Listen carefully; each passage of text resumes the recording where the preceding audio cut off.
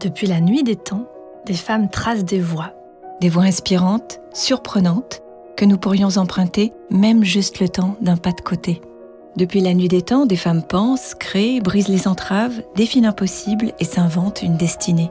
Elles sont notre précieux héritage, mais nous les connaissons si peu. Dans ce podcast, nous vous proposons de marcher dans leurs pas. Ensemble, on va conjuguer l'histoire au féminin pour s'enrichir et pour déployer nos ailes. Dans chaque épisode, notre invitée nous parle de 2 femmes qui ont transformé sa vie. Nous sommes Alexandra et Caroline. Bienvenue dans Donne-moi des ailes. Aujourd'hui, nous recevons Maïwa. Donne-moi Des ailes. E-2-L-E-S. Nous avions tellement hâte de la rencontrer. Voilà, nous y sommes. Elle est en face de nous et cette interview nous met en joie. Parce que Maïwa, c'est de la profondeur d'âme, enveloppée dans une poésie très touchante et on l'adore. Voilà, c'est dit. Merci. Bonjour. Bonjour. Vous êtes artiste, color designer, autrice et réalisatrice. Vous êtes aussi mère de 2 enfants. Le lien avec votre public se crée d'abord à travers un blog où vous explorez avec beaucoup de profondeur et d'authenticité votre lien à l'intime et à la spiritualité. En 2013, vous prenez la décision avec votre mère de faire revenir du Vietnam votre grand-mère mourante. Pendant 6 ans, vous mettez en image le quotidien de votre famille entre doute, espoir, coup de gueule et réconciliation. Votre communauté se passionne pour votre démarche et soutient votre projet de film qui est financé grâce à un crowdfunding. Le résultat, c'est cet incroyable récit documentaire, Les Rivières, sorti en 2019, qui a bouleversé des milliers de spectatrices et spectateurs, dont nous, et a été plébiscité par la critique. ONU Femmes vous commande dans la foulée une série de portraits vidéo de femmes inspirantes qui est diffusée en 2021 lors du forum Génération Égalité. La même année, vous réalisez avec votre mari, le thérapeute Jerry Hyde, le documentaire Make Me a Man. Il met en avant de nouveaux modèles de masculinité ouverts à la thérapie et à la vulnérabilité. En 2023, votre duo signe pour Brut X Après la colère, une mini-série qui suit un groupe de 10 personnes en pleine exploration de leur trauma. Il devrait faire l'objet d'un long métrage et on s'en réjouit. Dernière nouvelle pour nous rendre complètement dingues, votre premier livre est aussi annoncé pour cet automne. Voilà. Alors, dans cet épisode, vous avez choisi de nous présenter 2 femmes qui comptent beaucoup pour vous et il se trouve qu'elles comptent beaucoup pour nous aussi. Bell Hooks et Björk. Et on va commencer avec la bio de Björk. Donne-moi Des ailes. E-2-L-E-S. Björk n'est pas seulement chanteuse. Elle est compositrice, interprète, musicienne aguerrie et exploratrice de l'avant-garde musicale. Difficile de vous présenter une bio synthétique de cette femme puissante et plurielle. Alors, on vous recommande d'emblée d'aller sur notre site pour lire son parcours qui vaut vraiment le détour et surtout l'écouter encore et encore. Ici, on va se contenter de marcher sur les crêtes et de vous dire quelques mots sur cet artiste à l'immense talent. Parce que Björk est une génie. Elle a créé un univers sauvage et libre qui nous plonge dans une expérience émotionnelle très singulière. Telle une sorcière, elle traduit et transmet la pulsation du monde en musique. L'écouter, c'est entendre les roches, les torrents et les volcans de sa terre natale islandaise. Elle commence sa carrière musicale à 11 ans et débarque sur la scène internationale en 1993, à 28 ans, grâce à son premier album solo, Début. Elle réussit cette prouesse de captiver un très large public avec une musique exigeante et extrême. D'une créativité musicale hors norme, elle utilise tous les registres de sa voix envoûtante, se balade sur plusieurs octaves et n'hésite pas à grogner ou crier ses textes, le tout dans un bain détonnant de dance, d'électro et de musique du monde. L'univers visuel de Björk est beau et très soigné. Ses costumes, la qualité photographique de ses clips, sa façon très théâtralisée de bouger contribuent à amplifier l'impact de son œuvre. Et surtout, ce qui nous plaît, c'est que Björk s'en fout. Des codes, des modes, de nous. Elle compose sa musique radicale et libre et nous la livre d'un bloc, depuis 30 ans. Alors Maïwa, pourquoi avez-vous eu envie de nous parler de Björk aujourd'hui ? Je pense que Björk, c'est les Anglais appellent ça surrogate mother. Donc c'est une figure maternelle, pour moi, très très forte, qui n'a pas toujours été maternelle, qui a été une sœur. Mais comme elle est un peu plus âgée que moi, il y a une sorte de guide figures comme ça qui augmentent mes horizons, en fait. Parfois, je m'en fous un peu de sa musique, en fait. C'est ce que j'ai ressenti à son dernier concert. Alors, il y a la gratitude. C'était un concert à la scène musicale. Et j'avais pris un billet au 9e rang. Et je me rappelle, à côté de moi et derrière moi, il y avait 2 hommes qui vraisemblablement étaient des fans. Et à chaque début de chanson, ils reconnaissaient le premier accord. Et c'est là, oh non, mais c'est pas possible. Et ils étaient, mais tu vois, dans un murmure et une agitation hyper intense, tu vois, de gratitude, de dire mais je suis en présence de Björk. Et j'avais ce sentiment, tu vois, d'être en contact direct avec une vibration très très très grande ou qui dépasse la musique en fait. Mais il y a vraiment quelque chose de transcendant chez elle, incroyable. Et donc c'est beau ce que tu dis quand tu dis qu'elle s'en fout, parce que en même temps elle s'en fout, mais en même temps elle s'en fout pas du tout. Et donc c'est cet équilibre ou cette danse permanente entre la joie profonde, et tu la vois encore aujourd'hui quand elle fait un set de DJ avec ses tenues pas possibles et tout, mais elle danse comme une enfant, comme quand elle avait 16 ans ou qu'elle avait son groupe de punk alternatif. Elle a ce génie-là, dans le sens où elle est à la source, en fait. Elle est à la source de quelque chose, et de cette source, effectivement qu'elle s'en fout. Mais en même temps, elle a un rôle à jouer et elle le joue. Donc c'est ça qui est beau, je trouve, c'est qu'elle a une chanson dans son précédent album qui s'appelle The Gate, où elle dit « I am the gate », et c'est exactement ça pour moi. C'est un portal, quoi.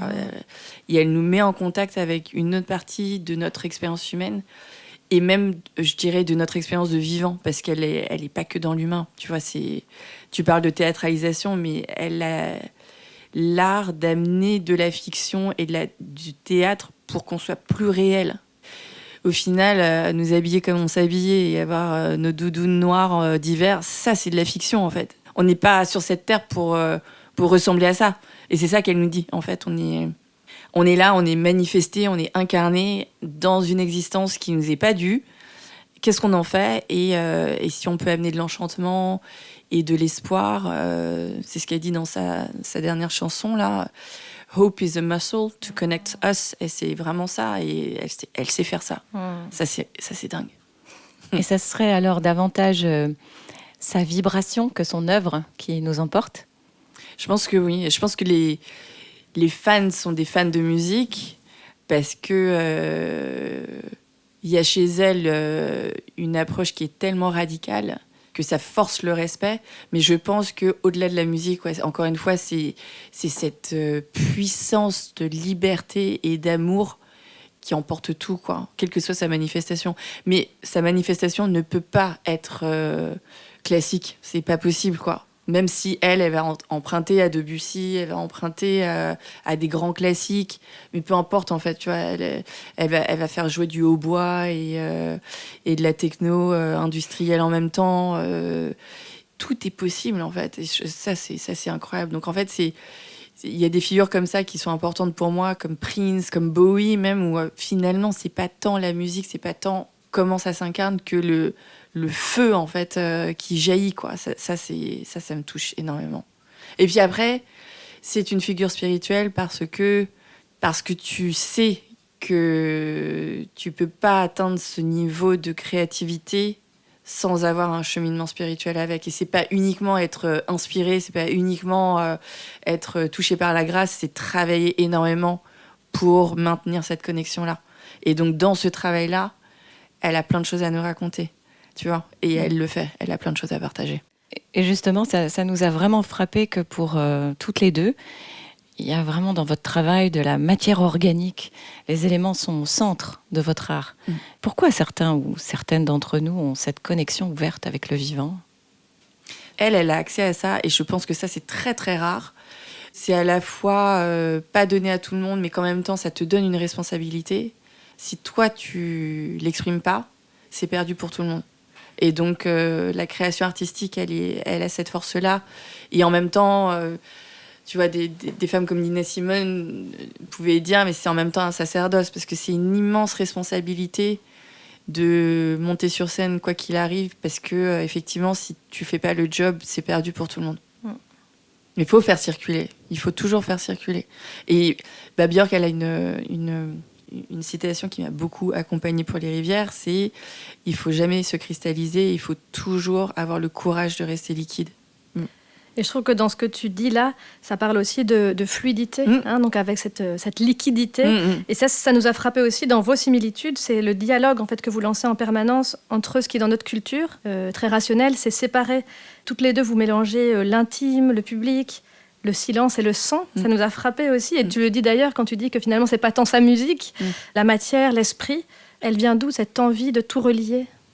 Alors en fait, c'est pas une envie de tout relier. Pour moi, c'est juste que les choses sont comme ça. C'est ça. Moi, mon père est bouddhiste et je pense que ça m'a donné un accès à ce type d'éclairage, on va dire, tu vois, sur le vivant. Et donc, tout est en tension et en polarité. Tu peux pas connaître la gratitude si t'as pas souffert. Tu peux pas connaître la joie si t'as pas été triste. Et donc, les choses sont reliées, en fait. Il y a pas de... C'est impossible de considérer le vivant comme quelque chose qui devrait être cohérent.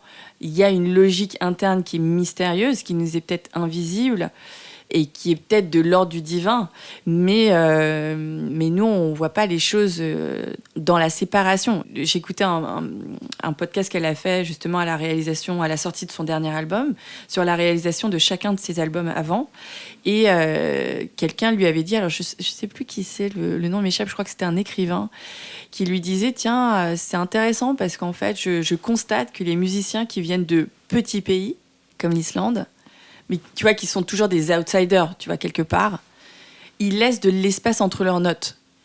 Et donc, on ne va pas chercher une cohérence des choses, mais on va chercher à faire de la place pour chaque chose. Et c'est pour ça qu'il faut beaucoup de silence. Et la poésie, j'avais entendu ça, et je me rappelle, dans mes cours de terminale, ils disaient la poésie, ça se mesure peut-être à l'espace vide qu'il y a autour des mots, quoi. Et donc, cette notion de faire de l'espace pour les choses, c'est primordial. Si tu veux créer et si tu veux vivre aussi, tu vois. Il y a des moments où il faut... T'es dans la machine à laver, ça tourne, mais à un moment, il faut que la machine, elle s'arrête et puis il faut que tu sortes et voilà, et que tu tiennes debout encore dans ce rien du tout. Tout est relié, quoi. Donc, après, je pense que dans ma manière très organique de filmer ou de compter ou de faire des couleurs, c'est encore une fois, c'est une manifestation de ça, de quelque chose qui précède et où tout est relié de toute façon, que je le décide ou pas, en fait. Donc, c'est pas un désir. En fait, c'est donner à voir ce qui est là, peut-être. Oui, et puis je pense que c'est un désir de trouver une vérité. Ça, oui. Je pense que moi, je suis une enfant d'immigrés, je suis une première de la classe, j'ai une très très vive inquiétude que papa ou maman ne m'aiment pas. Donc en fait, je reproduis sans cesse ce désir d'être aimé, d'être vu. Alors, c'est bien parce que ça crée beaucoup de... tu travailles beaucoup, tu vois, tu produis beaucoup de choses quand t'es motivé par ça. Le pendant sombre de tout ça, c'est que je suis dans une séduction permanente et dans une quête qui n'est pas authentique. Et donc, moi, mon authenticité, je la perds très, très vite. Et donc, c'est beaucoup, beaucoup de travail, toujours pour revenir à quelque chose qui est vrai, qui n'est pas juste un récit que j'aurais créé dans ma tête, de vraiment voir les choses telles qu'elles sont, en fait. Ni plus, ni moins, les choses telles qu'elles sont. Et donc filmer, pour moi, c'est ça, finalement.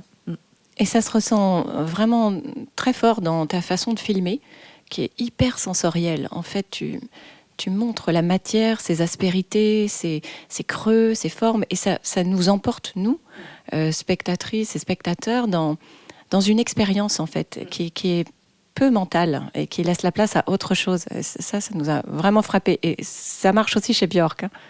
Ouais, ça me touche que tu dis ça parce que j'ai toujours considéré mes films comme des expériences. Je pense que la matière filmique, elle nous amène à ça, elle nous ouvre cette porte-là, qui n'est pas une porte philosophique, qui n'est pas une porte intellectuelle, où évidemment que je porte une responsabilité, moi, de mettre dans un espace public certains messages que j'ai envie de porter, mais une œuvre, si elle est juste féministe ou si elle est juste antiraciste ou si elle est juste... ça marche pas, en fait. C'est parce que tu rentres dans quelque chose de vrai que là, tu vas être en contact avec des messages politiques plus clairs et que tu vas les porter dans le cœur des gens. Parce que je pense que faire des films, ou créer peut-être, c'est ouvrir ton cœur. Dans cette ouverture, il y a quelque chose qui va rayonner et on espère que ça va aller rayonner tellement fort que ça va aller ouvrir le cœur de quelqu'un d'autre ou que le cœur de quelqu'un d'autre qui est déjà ouvert va entendre et que ça se passe vraiment dans faire l'amour, en fait. Tu vois, c'est vraiment ça pour moi. Et je pense que moi, je vois les films comme des rituels. D'ailleurs, j'encourage toujours les gens à regarder mes films avec des gens qu'ils aiment. Parce que c'est une expérience que j'aimerais qu'ils vivent ensemble. Et puis qu'ils se retournent après, et puis qu'ils se prennent dans les bras, et puis qu'ils se disent « Ah ouais, et toi, qu'est-ce que t'en as pensé ? Qu'est-ce que t'as ressenti ?» Et que ça devienne un bout de leur vie. Donc c'est pas juste s'exprimer, c'est pas juste faire des choses belles, en fait. C'est créer une expérience qui soit peut-être suffisamment choquante, dans le bon sens du terme, pour liquéfier des choses, pour créer du dialogue. Donc voilà. On a parlé de rituels, on parle aussi de portes qui s'ouvrent. Et donc, on dit de Björk qu'elle est une sorcière. Donc, des rituels à cet esprit de sorcellerie. Ce serait quoi être une sorcière aujourd'hui ? J'ai plus la référence en tête, mais Mona Chollet, quand elle ouvre son bouquin « Les sorcières », la puissance invaincue des femmes, elle a cette citation d'un groupuscule d'activistes sorcières, je crois de New York, je sais plus, qui dit savoir se transformer, c'est être une sorcière, en fait. Et c'est juste ça, c'est un art de la transformation par l'intérieur de soi. C'est tellement un impensé que ce qu'on voit pas a une vie, et notamment une puissance de transformation, qu'on peut même pas se dire tiens, il y a un intérieur. Et l'intime, c'est François Julien qui a dit ça, c'est l'intérieur de l'intérieur. C'est de cet endroit qu'on voudrait parler, je pense. Alors, Björk, elle performe des rituels, elle a des tenues, elle a des masques. C'est vraiment une sorcière, peut-être, je voudrais pas dire classique du coup, mais peut-être dans un entendement plus référencé, je vais dire, voilà. Mais en fait, on peut le voir de manière plus simple ou plus accessible. Et on n'a pas besoin d'être Björk pour être sorcière, en fait. On a tous la capacité de se transformer si on a un désir de ça. Et donc, ça, c'est sûr qu'il y a de la sorcellerie dans ce sens-là. Et puis, je me rappelle que dans le processus créatif, donc, qui a été très long pour Les Rivières, c'était 5 ans. La dernière année, je savais ce que je voulais dire, je savais ce pourquoi ce projet était là dans ma vie et dans quelle mesure il me réalisait moi. Et moi, j'étais seule avec un monteur. Ma productrice, elle était géniale et elle me soutenait à fond. Mais au bout d'un moment, elle me disait, tu sais, Mike, je ne le vois plus, en fait. Le film, ça fait... On en est au montage 62. Je ne sais plus, en fait. Je pourrais même plus te dire ce qu'on a enlevé, ce qu'on a remis. Il faut faire venir d'autres personnes. Et donc, j'avais fait venir... On l'a fait en 3 rounds. C'était même pas programmé, mais en fait, c'est comme ça que ça s'est fait. Le premier, c'était avec que des professionnels. Il y avait 5 à 10 personnes. Après, c'était mes meilleurs amis. Et après, c'était 100 personnes dans une librairie. Et très vite, je voyais que les gens pleuraient énormément. Moi, je comprends pas, tu vois. Moi, je raconte mon histoire, mais je me rappelle que la 2e fois, j'avais fait venir donc, mes meilleurs amis. Et puis, il y avait aussi une amie qui m'est très chère et que je connais depuis 15 ans. Et... à la fin des Rivières, enfin de cette projection-là, elle part dans un sanglot, mais qui fait 15 minutes. Mais vraiment, tu vois, c'était intarissable. Il y avait son mari qui était là, qui la consolait comme il pouvait. Je retrouve cette amie 2 mois plus tard qui me dit « Non, mais c'était génial. Je me suis vidée d'un chagrin qui était là et qui venait de tellement loin et que je me trimballe depuis tellement d'années. Donc ça m'a lavé un truc, c'était génial. Au contraire, merci. » Et Jerry me disait, donc mon compagnon, il me disait, mais non, mais c'est génial. Enfin, c'est pas tous les jours qu'on va voir un film qui nous bouleverse comme ça. Et t'es pas là pour protéger les gens de leurs émotions. T'es là pour les susciter. Donc, au contraire. 9 mois plus tard, le film était là. Mais quand je fais mes questions-réponses, je mets 3 jours à m'en remettre après. Et si tu rencontrais Björk aujourd'hui, qu'est-ce qui se passerait ? Qu'est-ce que tu aurais envie de vivre avec elle ? Moi, je pense que si je rencontre Björk, et que je suis pas, les Anglais ils disent starstruck, tu sais, figé par la sidération d'être en présence. Ah non, mais je pense que honnêtement, j'aurais rien à lui dire. Je l'écouterais, je serais là, quoi. Je serais juste heureuse d'être là.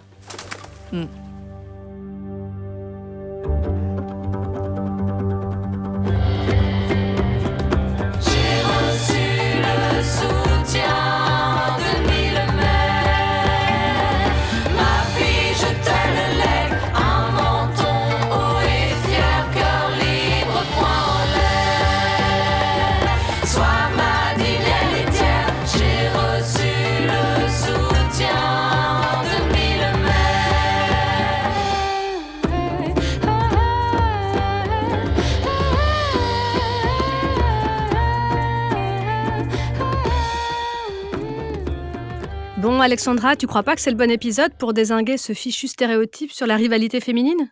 Ah mais tellement. Les femmes ne sont pas plus en compète entre elles que les hommes. Ça m'énerve qu'on en fasse un défaut féminin. C'est un défaut humain, voilà. La bonne nouvelle, c'est qu'on l'a l'antidote, la sororité. Et même que ça s'apprend et ça se pratique. T'aurais pas une petite définition à nous proposer ? Alors, comme le mot matrimoine, c'est un mot qui existe depuis longtemps. On en trouve même la trace dans les textes de Rabelais au XVe siècle. Après, il a disparu et il n'est revenu dans nos dictionnaires qu'en 1935 pour le Robert et, tiens-toi bien, en 2017 pour le Larousse. Bon, voilà la définition. La sororité, c'est l'aptitude à la solidarité féminine. C'est vrai qu'on peut en témoigner, dans toute cette aventure Donne-moi des ailes. On a vraiment incarné cette idée de se soutenir, s'accorder une vraie confiance, s'encourager, se réjouir des succès de l'autre, travailler en équipe sans se tirer la couverture à soi. Ça fait vraiment toute la différence et ça fait du bien. Mais c'est super précieux et c'est fou. Pourquoi ça nous semble si peu naturel ? Alors écoute, une des pistes, c'est qu'on nous le montre jamais. Virginia Woolf, déjà en 1929, dans Un lieu à soi, écrivait, je la cite, « J'essayais de me souvenir d'un cas, un seul, où dans le cours de mes lectures, 2 femmes auraient été représentées comme amies. Il y a ici ou là des mères et des filles, mais elles sont presque sans exception montrées dans leur relation aux hommes. » Oui, et c'est d'ailleurs en réfléchissant à cette citation que l'autrice de BD Alison Bechdel et son amie Liz Wallace ont eu l'idée du fameux test dit de Bechdel à propos du cinéma. En quoi il consiste, ce test ? Bon, ça remonte pas trop le moral, ce genre de test, je te préviens. Mais disons que il suppose de visionner un film en se posant 3 questions. Y a-t-il au moins 2 personnages féminins identifiables qui ont un prénom et un nom ? Ces 2 femmes se parlent-elles plus de 60 secondes ? Et leur conversation porte-t-elle sur un sujet autre qu'un des personnages masculins ? Et alors, les résultats, ça donne quoi ? Je suis curieuse. Tiens-toi bien. Sur les 9329 films qui ont été analysés jusqu'à aujourd'hui, il y en a à peine 57% qui réussissent le test. Tu te rends compte ? Oui, et je lis qu'il y a carrément 11% des films analysés qui ne valident aucune de ces 3 conditions. Imagine-toi que la trilogie du Seigneur des Anneaux, de Social Network, Pulp Fiction, tous les Star Wars et tous les Harry Potter sauf un ne passent pas ce test. Bon, il a ses limites, mais quand même, pas étonnant que ce soit si dur de se représenter l'amitié entre femmes. Bah oui, tu vois, c'est vraiment le propos de notre livre et de toute cette aventure Donne-moi des ailes, ouvrir les yeux sur les stéréotypes, car on en a besoin, et les regarder, les voir, c'est nous libérer de leur influence. Et ça nous permet de changer la donne. Alors à nous d'apprendre et d'incarner cette solidarité féminine, et finalement c'est ce qu'on fait avec Donne-moi des ailes. Ouais, il ne tient qu'à nous. Donne-moi des ailes. E-2-L-E-S. Maïwa, la 2e femme dont tu as souhaité nous parler aujourd'hui, c'est Bell Hooks. Alors de son vrai nom, Gloria Jean Watkins, l'autrice militante et intellectuelle afroféministe Bell Hooks naît en 1952 aux États-Unis, dans une petite ville du Kentucky, sous la ségrégation, et elle grandit dans une famille de la classe ouvrière. Elle commence à écrire son essai « Ne suis-je pas une femme » à 19 ans pendant ses études. Il ne sera publié qu'en 1981. Entre-temps, elle est devenue professeure d'anglais et maîtresse de conférences en études ethniques à l'Université de Californie du Sud, et elle a écrit un premier recueil de poèmes. Son 2e essai, De la marge au centre, publié en 1984, compte parmi les textes fondateurs de la pensée afroféministe. Elle y parle en fait d'intersectionnalité bien avant l'heure. Après son doctorat, elle occupe des postes de plus en plus prestigieux dans diverses universités telles que celle de Yale. Riche et subtile, son œuvre, qui compte plus de 30 ouvrages, part de l'intime pour déployer une réflexion universelle. Elle y prône une politique de l'amour qu'elle voit comme un contrepoint nécessaire aux écueils de la colère militante. Elle a mis un point d'honneur à rester accessible pour tous les publics. Elle s'éteint en décembre 2021, laissant beaucoup de féministes orphelines à travers le monde. Son œuvre est étudiée dans de nombreuses universités américaines et commence, heureusement, à être traduite et connue dans le monde francophone. Il était temps, car sa pensée est puissante. Pourquoi avoir choisi de nous parler de Bell Hooks aujourd'hui ? Alors, c'est Jerry, mon compagnon, qui m'a fait découvrir Bell Hooks. Et c'est son livre The Real Will to Change, donc la volonté de changer sur la masculinité, qui nous a guidés tout au long de la réalisation de mon deuxième film et que j'ai co-réalisé avec Jerry, qui s'appelle Make Me a Man. Et la citation d'ouverture du film est une citation de Bell Hooks qui dit que porter un masque est la première leçon de masculinité patriarcale qu'un garçon apprenne. Et nous, ce qu'on essaie de faire, c'est de regarder ce qu'il y a derrière le masque, en vulnérabilité, et d'apporter dans l'espace public des horizons masculins, mais humains, qui n'ont pas perdu et qui, au contraire, ont travaillé pour retrouver toute leur humanité. Ce qui me plaît énormément chez elle, c'est, comme pour Björk, c'est son intégrité humaine. C'est-à-dire qu'elle ne se laisse pas happer par une grille de lecture et donc d'avoir toujours une remise en question des pensées, y compris des pensées féministes, pour dire non mais en fait on est en train de devenir un énorme bulldozer qui déroule son chemin comme ça, mais il faut jamais oublier l'interaction humaine, qu'on n'est pas parfait comme des concepts, qu'on n'est pas parfait comme des valeurs. Et il faut s'imaginer, ça veut dire quoi du coup ? Aimer. Et donc dans Tout sur l'amour, elle parle de ça. Et donc aimer n'est pas un vague sentiment qui nous donne des papillons dans le ventre. C'est une action, y compris politique, de comment on replace l'action aimante et le développement spirituel des autres et de soi au cœur du vivre ensemble. Et si tu te dis ça, tu dis alors effectivement, l'amour n'est pas du tout au cœur de notre pacte social aujourd'hui, pas du tout. Et donc l'amour devient à la fois un enjeu politique et intime. Et donc cette histoire d'amour, c'est pas du tout une histoire de romantisme, c'est pas du tout l'amour, c'est pas du tout juste évidemment entre un homme et une femme valide, etc. C'est vraiment une force de connexion et de contact qu'on a les uns avec les autres, qui est à la fois la jonction de soi et de l'autre, de l'individuel et du culturel, des hommes et des femmes et des femmes, des hommes et des hommes, enfin tu vois, et c'est invoquer une fluidité, encore une fois, tu vois, qui me touche beaucoup. Et donc, voilà, c'est une femme féministe qui, à l'intérieur du féminisme, remet en question ses consoeurs pour leur dire non, mais non, en fait, je trouve que l'amour, c'est vraiment important. Que j'ai raison ou pas, peu importe. Que vous me critiquiez pas, peu importe. Et ça me bouleverse, parce que comme je vous le disais, moi, je suis toujours très très inquiète de ce qu'on va penser de moi, et donc peut-être qu'elle l'était aussi, mais le fait qu'elle passe la porte quand même, parce que qu'elle se dise c'est une nécessité et une urgence intérieure qui me mobilise tout entière, il faut que je comprenne comment articuler cette question-là des hommes et des femmes et de l'amour. Waouh, je me dis c'est une autorisation qu'elle me donne qui est énorme, qui est immense. Donc voilà. Et la manière dont elle décrit sa famille patriarcale et comment la violence n'est pas un phénomène individuel, mais un phénomène culturel. Et que donc la question n'est pas est-ce que je pardonne à mon père, mais vraiment de dire en fait mon père n'est pas que mon père. C'est aussi le résultat d'une culture qui prône la violence chez les hommes et la soumission chez les femmes. Donc, est-ce qu'on peut en parler ? Est-ce qu'on peut défaire ça ? Certainement que oui. Mais c'est beaucoup de courage. Il faut beaucoup de courage pour faire ça. Oui, et c'est très beau parce que ça ouvre en plus à la réconciliation. Bien sûr. On a vite fait de tomber dans le piège d'une guerre des sexes, évidemment. Mais bon, et qu'est-ce qu'il y a de plus patriarcal que la guerre, quoi. Enfin, tu vois, donc non, en fait, c'est vraiment à la racine qu'il faut voir quel est le nouveau système de valeurs sur lesquels on va juger d'une chose ou d'une autre, quoi. Et donc ça demande beaucoup plus de travail que juste dire bon bah on va virer les hommes, ils ont eu leur temps et maintenant à nous les femmes. Non, en fait, ça se passe pas comme ça, en fait. Je crois pas, en tout cas. Et on est ensemble parce qu'on vit ensemble, parce qu'en fait, on les aime, nos amis, nos frères, nos pères, on les aime.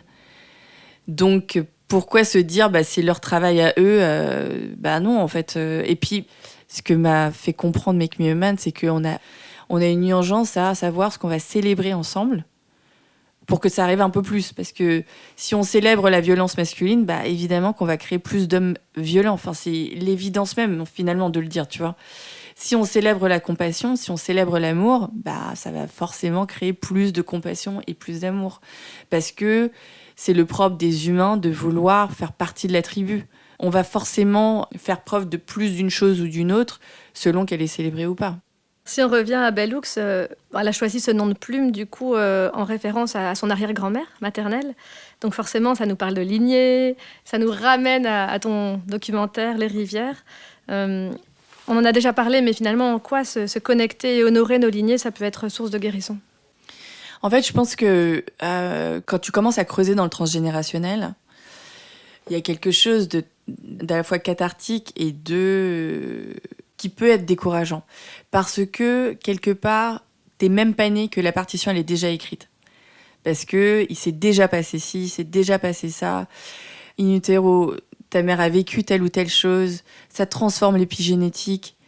Donc en fait, t'arrives au monde et il y a déjà, mais tellement, tu vois, qui a déjà été écrit. T'arrives évidemment dans une culture donnée. Alors moi, j'ai une acuité d'autant plus forte à ça que je suis fille d'immigrés. Donc la culture dans laquelle tu nais, c'est très très très vivace, tu vois. Puisque c'est pas neutre pour nous, tu vois. On a une manière d'avoir un recul par rapport à, bah oui, si j'étais née au Vietnam et là née en France, bah j'ai bien compris que c'était pas la même chose. Donc on peut avoir le même ADN et puis en fait avoir des vies et des expériences très très différentes. En même temps, pour moi. C'est vraiment à ce moment-là que commence la liberté. Parce que si tu comprends pas, en fait, comment lire cette partition, bah, y a peu de chances que tu fasses ta musique. Et il y a peu de chances que la musique émerge, en fait. Tu vas être juste le fruit de ton environnement, de ta culture, du passé, même pas de ton passé, en fait, du passé de tes parents, du passé de tes grands-parents, qui est lui-même défini par, etc., etc. Et tu n'es que le déroulement de quelque chose qui a déjà été écrit et qui a donc sa trajectoire propre, quoi. Et donc, quand tu vas enquêter de cette manière-là, tout d'un coup, tu dis, ah oui, mais en fait, bon, donc ça c'était écrit, mais en fait, il y a une autre manière de voir les choses, il y a un autre possible. Et si tu n'avais pas peur, qu'est-ce que tu ferais? Et donc, c'est à partir de là que, tout d'un coup, t'as pas un choix inconscient, qui n'était pas un choix, en fait, mais tout d'un coup, ben, tu peux avoir une autre possibilité, et c'est pour ça que les arts sont si importants, c'est que les arts, ils t'ouvrent des perspectives, ils t'ouvrent des possibles. Elle a beaucoup insisté sur le fait que sa mère lui avait transmis le fait que la sororité est un pouvoir. Qu'est-ce que tu en penses? Bah, elle a trop raison, hein. C'est marrant parce que moi, je découvre ça très, très, très tardivement. Alors, c'est bizarre parce que j'ai 5 frères. Donc, je suis vraiment, si je suis bien quelque chose, je suis une sœur, tu vois. Mais je suis une sœur de frères. Et donc, pour moi, au début, j'avais du mal avec ce truc de sororité, vraiment. Et moi, j'ai plutôt grandi très seule. On était les seuls Vietnamiens dans le village. J'avais pas l'impression que c'était très très fort, tu vois, ce truc d'entraide et de solidarité, de soutien Et puis après, avec le blog, avec l'écriture de mon bouquin, toutes ces personnes qui ont fait cette sœur d'humanité, tu vois. Et tout d'un coup, t'es plus seule.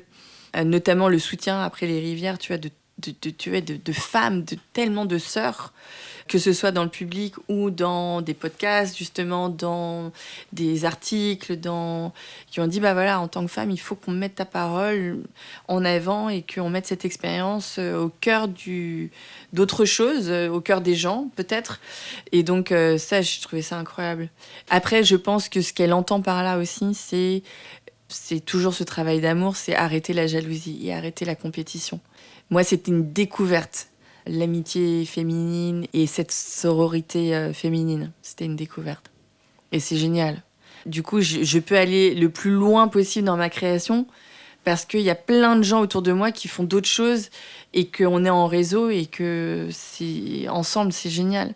Et là, dans le dernier film, Après la colère, d'être dans ce cercle de parole mixte, quand tu vois la fraternité et la sororité qu'il y a dans ce cercle, oh là là, c'est trop puissant. Parce qu'il n'y a rien qui peut nous arrêter. Dans cette ère où on commence à comprendre l'intersectionnalité, c'est bien d'avoir justement un parcours autre, d'avoir une typologie autre, une lignée de familles immigrées, ça t'inspire toi. Elles sont totalement différentes de toi. Et c'est OK, et on n'a pas besoin de se ressembler pour se prolonger les uns les autres. Au contraire. Mais il faut que la réconciliation soit au cœur des choses, mais effectivement, ce qui est vrai, c'est qu'il faut que tout le monde taffe. Et donc, le monde ne peut pas changer si seules les femmes travaillent. C'est impossible, en fait. Si les hommes ne se disent pas à un moment donné, mais en fait, je fais totalement fausse route. Il faut absolument que je réévalue ce qui fait richesse. Aujourd'hui, on sait que la construction masculine n'est pas une construction qui crée de la relation, qui crée du contact, qui crée de la connexion, qui crée de la réconciliation. Ça ne crée que de la guerre et de la domination et des rapports de force. C'est comme ça qu'on évalue aujourd'hui un dessin masculin. Ça va plus être possible. Et quel est l'ouvrage que tu pourrais recommander à nos auditrices ou auditeurs de Bell Hooks ? Alors moi, j'ai préféré La volonté de changer. C'est ça. Elle m'a bouleversée par son courage, en fait. D'écrire ce qu'elle écrit dans La volonté de changer en tant que femme noire, en tant que féministe, juste en tant que femme, en tant qu'être humain. Faut être vraiment courageuse. Faut vraiment se dire rien à foutre, mais vraiment rien à foutre de vos critiques. J'ai quelque chose de beaucoup plus grand à faire ici. Et dans La volonté de changer, il y a à la fois la contribution intellectuelle d'amour, qu'elle apporte, mais il y a aussi sa position. Moi, ça me bouleverse. Et c'est en même temps dans une langue très, très, très, très accessible. C'est ça aussi qui me plaît chez Bell Hooks et chez un poète comme Ocean Vuong. C'est qu'ils viennent de classes populaires et qu'ils savent le chemin qu'il faut pour lire un livre. Et donc, ils ont une sorte de respect pour ça, de rendre leur art, leurs écrits, ce qu'ils font, accessible à tous et à toutes. Et donc, on ne vient pas pour se positionner en tant qu'intellectuel. On vient vraiment au milieu du peuple avec la beauté de ça, quoi. Et ça me bouleverse aussi. Pour revenir encore une fois à Bell Hooks, c'est aussi curieux, très spécifique à son pseudo, c'est qu'elle insiste qu'il soit toujours écrit en lettres minuscules. Alors elle, ce qu'elle en dit, c'est qu'elle veut souligner, en tout cas ce qu'on en lit, c'est que le contenu est plus important que elle. Et en même temps, c'est paradoxal parce qu'elle dit aussi, dans une autre interview, j'ai entendu qu'elle s'était autoproclamée génie, parce qu'en fait, elle savait que d'où elle venait, on n'allait pas la reconnaître. Donc je trouve ça intéressant, ces deux polarités. En même temps, c'est mon message, et en même temps, je ne suis pas une femme... vraiment phénoménale. Et c'est comme Björk. Oui. C'est-à-dire qu'en fait, il y a un endroit où on est totalement humble et totalement génial. Et ces femmes-là, elles ont réussi à trouver ce lieu. Où on est à la fois tout petit et on est juste un élément parmi les autres. Et en même temps, on est totalement phénoménal et génial, en rayonnement total, tu vois. Mais c'est un lieu qui est très, très difficile à trouver. Et ces femmes-là, elles ont trouvé ce lieu. Merci beaucoup. Merci beaucoup de nous avoir donné des ailes aujourd'hui. Alors, les biographies détaillées de Björk et Bell Hooks sont à retrouver sur notre site donne-moi-des-ailes.com. N'oubliez pas non plus d'aller consulter dans le livre le magnifique portrait que Maï nous livre de Maya Angelou. Et merci. À bientôt sur nos ondes. Si vous voulez en savoir plus sur le matrimoine, Donne-moi des ailes, c'est aussi un livre documenté avec soin qui est publié chez Jouvence et disponible en librairie. Cet épisode a été conçu avec beaucoup d'amour par Caroline Le Cire et Alexandra Huguetto. Pour le son et la réalisation, c'est Charlie Azinco qui a fait des merveilles. Aidez-nous à faire rayonner les femmes en partageant cet épisode et en lui donnant plein d'étoiles. Quant à vous, quelle inspiratrice vous a donné des ailes ?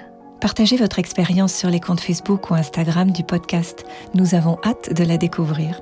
Et surtout, n'oubliez pas que vous êtes vous aussi une source d'inspiration.